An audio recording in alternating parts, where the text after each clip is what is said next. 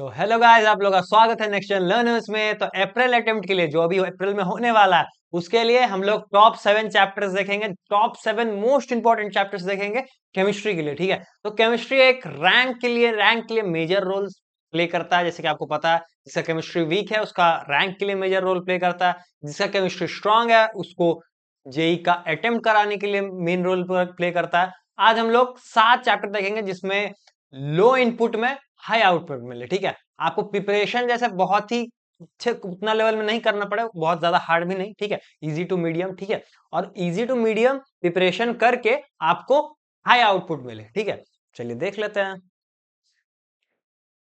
जैसे कि हम लोग देख सकते हैं केमिस्ट्री में तो केमिकल बॉन्डिंग एंड मैनिकुलर स्ट्रक्चर। ठीक है, तो केमिकल बॉन्डिंग एक बहुत ही मेजर रोल प्ले करता है। ठीक है, अगर आप केमिकल बॉन्डिंग करके जाओगे तो ऑब्वियसली केमिकल बॉन्डिंग आपका बहुत ही अच्छा ग्रोथ करवाएगा। ठीक है, तो केमिकल बॉन्डिंग में इंपॉर्टेंट टॉपिक्स क्या क्या पता है, हम आपको एक बार बोल देते हैं केमिकल बॉन्डिंग्स में।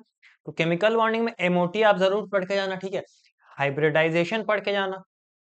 हाइब्रिडाइजेशन बहुत इंपॉर्टेंट है। ठीक है, हाइब्रिडाइजेशन आता है ऑब्वियसली, लेकिन एक क्वेश्चन और एक एमओटी से भी आता है, मोलिकुलर ऑर्बिटल थ्योरी से। ठीक है, उसके बाद हम लोग केमिकल बॉन्डिंग हो गया।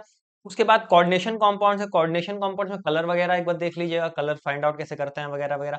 उसके बाद जैसे एमओटी में जैसे इसमें एमओटी होता है, इसमें क्रिस्टल फील्ड थ्योरी होता है। क्रिस्टल फील्ड थ्योरी आप एक बार अच्छे से पढ़ के जाएगा, मैक्सिमम क्वेश्चंस सीएफटी से ही आएगा। ठीक है, और जनरल ऑर्गेनिक केमिस्ट्री, ये ऑर्गेनिक केमिस्ट्री का बिल्कुल बेस होता है, बहुत ही इजी चैप्टर होता है। ठीक है, अगर आप अच्छे से पढ़ोगे बहुत ही इजी रहेगा, और पूरा basic basic of organic chemistry यही है। अगर आप ये चैप्टर स्किप कर दोगे तो आपसे ऑर्गेनिक में कुछ नहीं बनेगा। ठीक है, तो ऑर्गेनिक केमिस्ट्री में कार्बोकैटायन, कार्बो एनायन, उसके बाद रेजोनेंस, उसके बाद एसिडिटी बेसिडिटी, ये सब एक बार अच्छे से देख लेना आप। ठीक है, उसके बाद देखिए यहां से स्टार्ट होता है रिएक्शन का वगैरह वगैरह, रिएक्शन जो भी चलता है। ठीक है, तो कार्बो हाइड्रोकार्बन्स भी बहुत इंपॉर्टेंट चैप्टर है। इसमें प्रिपरेशन एंड प्रॉपर्टीज ऑफ एल्कलीन्स देख लेना, बहुत ही इंपॉर्टेंट है। ठीक है, वहीं से मैक्सिमम क्वेश्चन आता है।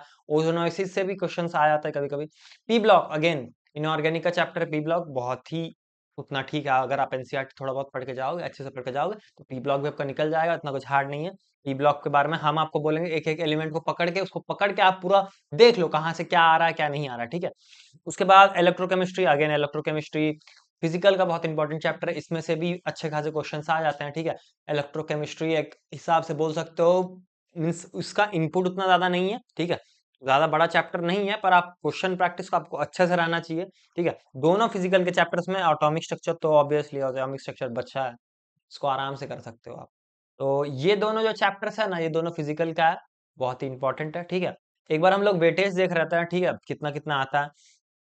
केमिकल बॉन्डिंग जैसे कि आप देख सकते हो, केमिकल बॉन्डिंग से एक्सपेक्टेशन है 2 से 3 क्वेश्चंस का। ठीक है, 2 से 3 क्वेश्चन एक मेजर रोल प्ले करता है, या तो मतलब 8 मार्क्स या तो 12 मार्क्स, बहुत ज्यादा होता है। ठीक है, रैंक और आपका परसेंटाइल इतना बूस्ट करता है ना वो मार्क्स। ठीक है, उसके बाद कोऑर्डिनेशन कंपाउंड से 2 क्वेश्चंस का एक्सपेक्टेशन है। उसके बाद एटॉमिक स्ट्रक्चर से 1 से 2, उसके बाद इलेक्ट्रोकेमिस्ट्री से भी 1 से 2, जीओसी, देखो भाई जीओसी से 2 क्वेश्चन है। ठीक है, हाइड्रोकार्बन से भी।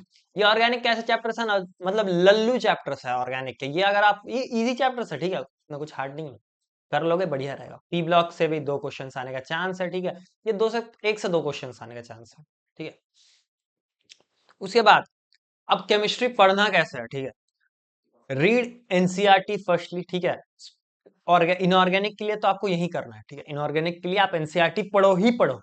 ठीक है, ऑर्गेनिक के लिए बोल देता हूँ, इनऑर्गेनिक के लिए बोल देता हूँ, फिजिकल के लिए बोल देता हूँ। ठीक है, पहले फिजिकल से स्टार्ट करता है। तो फिजिकल आपको क्या करना है, आपको थोड़ा फॉर्मुलाज वगैरह देखना है, फॉर्मुलाज का जैसा एप्लीकेशन के ऊपर आपको अच्छे से काम करना है। फॉर्मुलाज का वो फॉर्मुलाज कैसा अप्लाई होंगे, आपको कैसे सॉल्व करना है क्वेश्चन, एक एक फॉर्मुला के डिफरेंट डिफरेंट क्वेश्चन सॉल्व करो।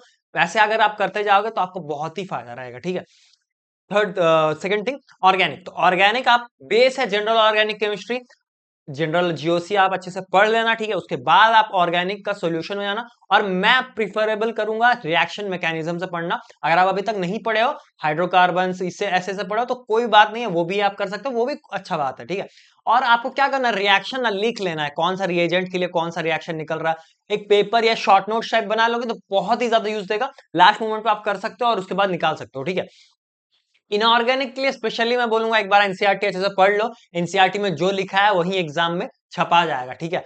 एनसीईआरटी का क्वेश्चन मींस इनऑर्गेनिक क्वेश्चन कैसा होता है पता है? अगर आपको आता होगा तो आप 5 सेकंड में सॉल्व कर लोगे, अगर आपका नहीं आता होगा ना तो आप 50 मिनट में तो सॉल्व नहीं कर पाओगे, ठीक है। इसीलिए हम बोल रहे हैं इनऑर्गेनिक का एनसीईआरटी पढ़ के जाना।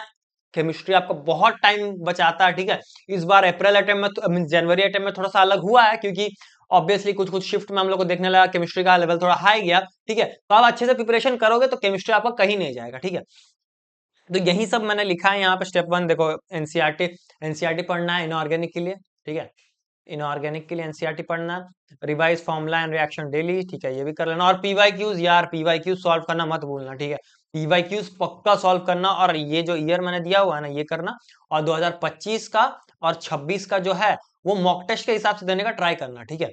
उसके बाद make one paper, short notes बहुत मेजर रोल प्ले करता है, ठीक है।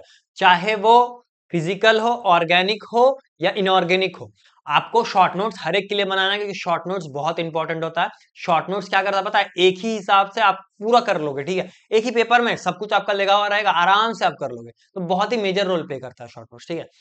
तो देखो, if you master these 7 chapters, chemistry becomes your rank booster, not your weakness, ठीक है।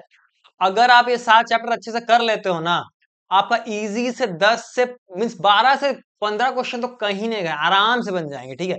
तो अच्छे से प्रिपरेशन करके जाना। Thank you.